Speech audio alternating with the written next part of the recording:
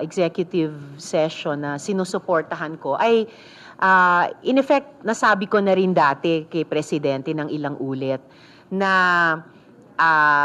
siya na habang nakapagsalita ng at least minsan ng Senado dun sa committee report ng Senate Committee on Economic Affairs sa ilalim ng kanyang dating chair na si Sen. Sherwin na paalisin na ang mga POGO sa loob ng 3 buwan, habang hindi pa yan na-actionan, ang executive naman ay pwede ding umaksyon.